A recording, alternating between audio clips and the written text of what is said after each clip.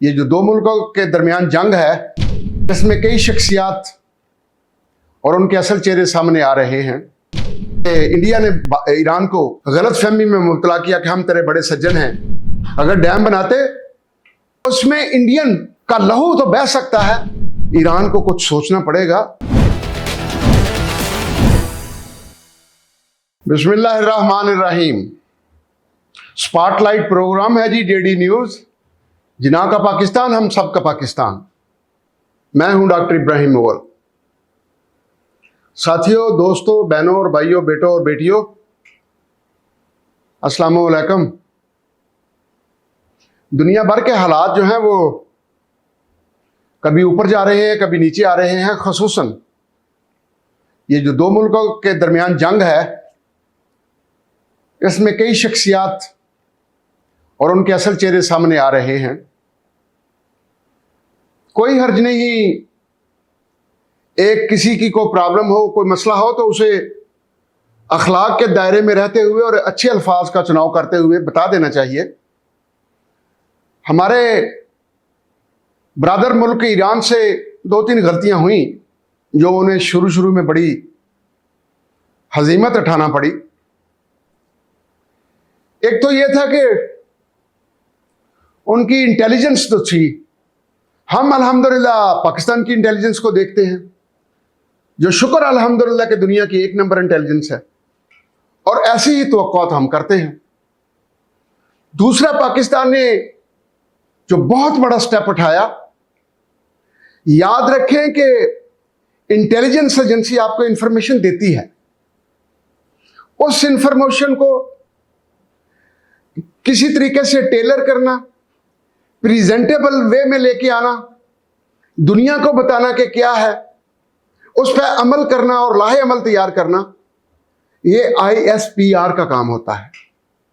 अल्हम्दुलिल्लाह सुम्मा अल्हम्दुलिल्लाह कि पाकिस्तान में चीफ ऑफ द आर्मी तो थे ही, लेकिन बहुत बड़ा किरदार अदा किया हमारी PAF ने, नेवी ने, ISI ने और ISPR ने। भारतीय बड़ी देर से शरारतें कर रहे हैं, कभी अफगानिस्तान चल गए, कभी ईरान चल गए। जब ईरान पर पाबंदियां लगी इंटरनेशनल, तो भारत ने अपने मखसूस फायदे के लिए क्या किया कि अपनी तेल की इंपोर्ट का बहुत बड़ा हिस्सा ईरान से जारी रखा, बैनुल अक़वामी पाबंदियों की परवाह किए बगैर। और दुनिया की बहुत बड़ी ताकतें इस पर खामोश भी रहीं, क्योंकि उनकी और भारत की मिलकर एक प्लानिंग थी जो ईरान को समझ नहीं आ सकी। और ईरान को उस वक्त फॉरेन एक्सचेंज भी चाहिए था, पाबंदियां थी, और भारत वो फॉरेन एक्सचेंज भी ईरान को देता रहा। और बैनुल अक़वामी या अदारे या मुल्क, खुसूसन अमेरिका, इससे चश्मपोशी करता रहा। ना तो भारत को कहा कि तुम क्यों ले रहे हो तेल, हमने पाबंदियां लगाई हैं, और ना ये कहा कि तुम उसे डॉलर क्यों दे रहे हो। ईरान ने समझा कि बड़ा करीबी है, लेकिन सांप आपका कभी भी दोस्त नहीं हो सकता, डंग तो उसने मारना था। अब जब लड़ाई शुरू हुई तो उसी लबादे में कि इंडिया ने ईरान को गलत फहमी में मुब्तला किया कि हम तेरे बड़े सज्जन हैं, जिस तरह उसने अफगानिस्तान में कहा डैम बनाते हैं। अगर डैम बनाते या बनाएंगे अटक वाला, दरिया वाला, तो उसमें इंडियन का लहू तो बह सकता है, अफगानिस्तान का पानी नहीं बह सकता।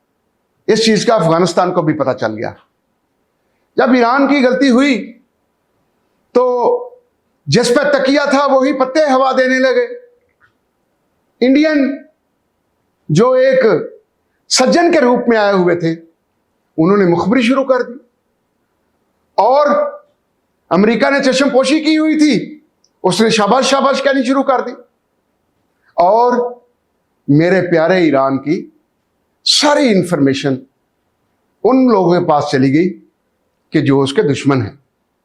अब ईरान का मुखबर अगर घर का आदमी निकल आए तो फिर तबाही और बर्बादी ना होगी तो क्या होगा।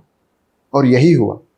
पहले 1-2 दिन या 3 दिन, लेकिन ईरान को एहसास हुआ कि ये हमारी इतनी क्लोज इंफॉर्मेशन कैसे जा रही है हमारे दुश्मन के पास। फिर उन्हें तहकीक पे या किसी गैर मुल्क की एजेंसी ने उनको तहकीक करके बताया कि ये आपके दुश्मन हैं, भूल जाओ कि ये आपसे तेल लेते थे या आपको डॉलर देते थे, असल में ये आपके मुखबर हैं और जितना इन्होंने तेल लेके डॉलर लेके उससे भी कमाया, आपसे सस्ता लेते थे, लेकिन आज ये जासूसी करके उससे 100 गुना ज्यादा कमा रहे हैं। ईरान को होश आई, उनको पकड़ा, और अभी कई नहीं पकड़े गए, कई इदारे चल रहे हैं वहां जो इंडियंस ने और कुछ ईरान के दुश्मनों ने मिलकर बनाए हुए हैं। ऐसी फैक्ट्रियां लगाई हुई हैं ईरान में जो ड्रोन बना रहे हैं, वहीं से ड्रोन उड़ता है और वहीं हमला करता है। चुन चुन कर ईरान की स्पेशल जगहों पर, खास जगहों पर बमबारी डायरेक्ट की गई। मिस्टेक उसमें डेसिमल्स में भी नहीं थी। उसकी वजह यह थी कि इंडियन पूरी इंफॉर्मेशन दे रहे थे। अब समझ आई है ईरान को, लेकिन काफी वक्त गुजर गया। अब उनकी लड़ाई इसराइल की और ईरान की जारी है। हम तो कहते हैं कि सुलह होनी चाहिए और अल्टीमेटली सुलह ही की जाएगी। हमारे ट्रंप साहब बड़े प्रॉब्लम में हैं। वो G8 की, G7 की कनाडा में मीटिंग छोड़ के आ गए हैं। उन्हें समझ नहीं आ रही कि मैं क्या करूं।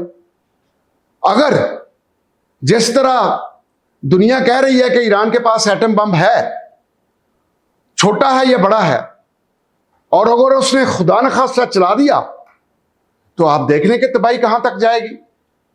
उधर इसराइल का भी धमकी मिल रही है। लोग कह रहे हैं कि जी उनके पास भी एटम बम है, वो भी चला सकते हैं।